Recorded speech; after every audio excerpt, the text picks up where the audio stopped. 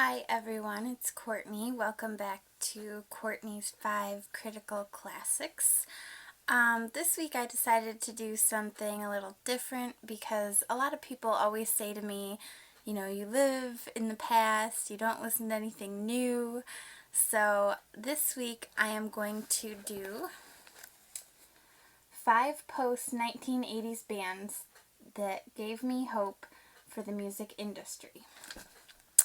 So I was talking to my boyfriend about this, and of course he was a little critical and said, why isn't Zakk Wylde in this list? Why isn't this or that in the list? But this is my list, and I am a little opinionated, so there's obviously bands that could be included in this list, but these are my top 5 that I really listen to and love, so I hope you enjoy. Number 5 is The Dead Weather. The Dead Weather formed in 2009 and has one of my all-time favorite people, Jack White, in the band, along with Alison Moss-Hart from The Kills, Dean Fertitta from Queens of the Stone Age, and a guy named Jack Lawrence who plays bass. This band put out 2 albums, Whorehound and Sea of Cowards.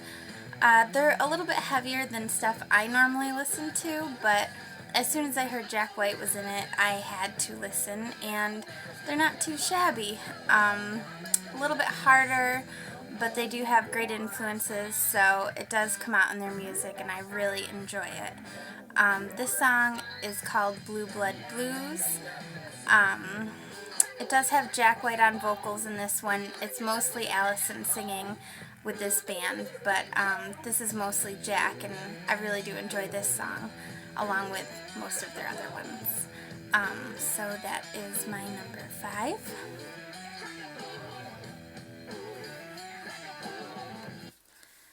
Number 4 is the Black Keys.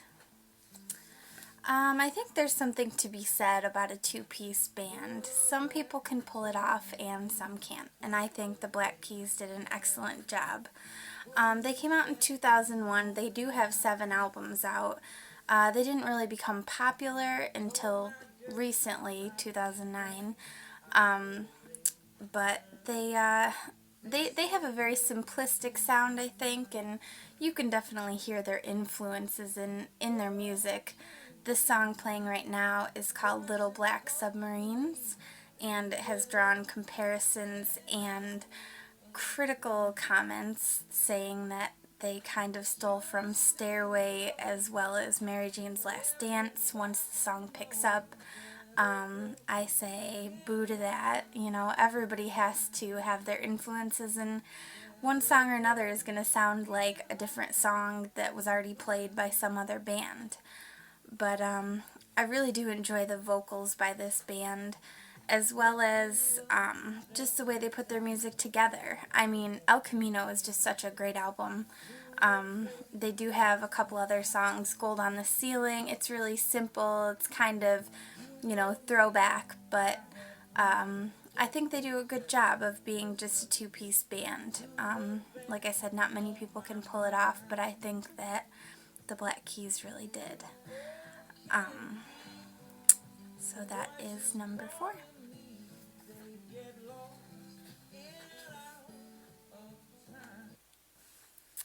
Number 3, Soundgarden. Soundgarden actually formed in 1984, so they're not really post-1980s, but they didn't really start to pick up in popularity until the 90s, when other bands like Nirvana and other grunge rock started to really pick up. Chris Cornell leads this band, and I think he is top 5 vocalists of all time. If you haven't, picked up already, I'm a big vocal person, so if I don't like the way you sing, hence Dave Matthews, I probably won't like your band. So, they went through a few different people in their band before they got their final lineup. But once they did, I think they perfected what grunge rock should really be.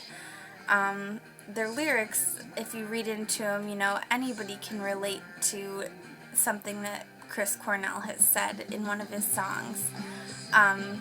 Great music, and like I said, it's not really classic rock, but these are really bands that I think brought light to a really awful 1980s.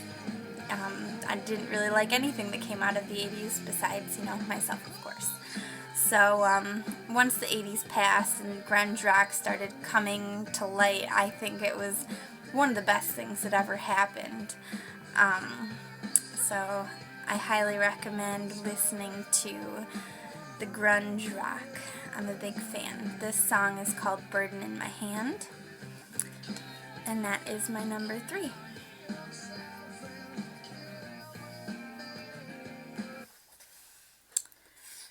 Number 2 is Stone Temple Pilots. Stone Temple Pilots is another band that actually formed in the 80s but didn't really come to light until the 90s. I actually had the privilege of seeing Stone Temple Pilots, and Scott Weiland's drug addiction and wild and craziness has been well documented, so when I walked into the show I said this is either going to be amazing or it's going to be terrible.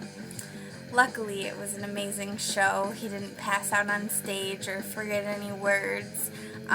Did an excellent job. This song is Vaseline from the album Purple, which was actually the second CD I ever owned behind Alanis Morissette, but we won't talk about that. And I vividly remember the little baby on the front and just thinking this was just the best thing since, you know, sliced bread. I really enjoyed it, and I have very strong feelings about Chester now leading the band.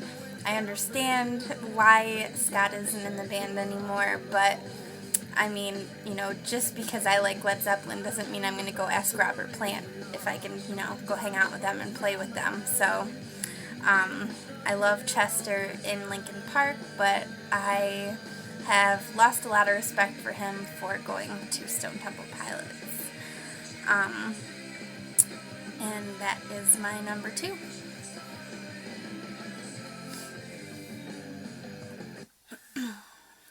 And number 1. Anybody who knows me knows this is not a surprise. It's the Raconteurs. My love for Jack White is comparable to a 10-year-old girl's love for Justin Bieber. Jack White is just an amazing person, musician, everything in between. If you don't know a lot about him, I recommend watching the movie It Might Get Loud that he made with Jimmy Page and The Edge. Not a fan of U2, which you will find out in my later videos, but the video opens up with Jack White making a homemade guitar out of a Coke bottle, a piece of wood, a couple screws, and he just starts sliding on that thing, and you would think he had the world's most expensive guitar by the way it sounds. I could go on and on about Jack, but we will talk about the Raconteurs today. The band was formed in 2005 and has a lot of unknowns, you know, not really many people that anybody would recognize unless you were deep into the music. Jack Lawrence and Patrick Keeler came from the Greenhorns, and then Brendan Benson is also a singer and lead guitarist in this band. This is actually a cover of a Terry Reid song called Rich Kid Blues. But they do have a lot of great originals too. This just happens to be one of my favorites that they did. Just Keeler on the drums is unreal. I mean, I'm a big critic of drummers, you know, my favorite band is Zeppelin, so of course everybody is going to be compared to that, but I think Keeler does a great job. And this band, they put out 2 albums. They had Consolers of the Lonely, which is their most recent, and then they had Broken Boy Soldiers. And I think Broken Boy Soldiers musically is better, but Consolers of the Lonely actually lyrically I like a lot better. So they have two very different albums that bring out two different sides of them, but you know, any side of the Raconteurs is good in my book. So yes, this is the Raconteurs, and if you want to listen to them more, there's actually a version of them doing the song Floating by Jape on YouTube, and it's a great version, shows their guitar skills and everything else you could ever ask for in a great modern band. So that is my list this week of Courtney's 5 critical classics. Tune in next week for my next list.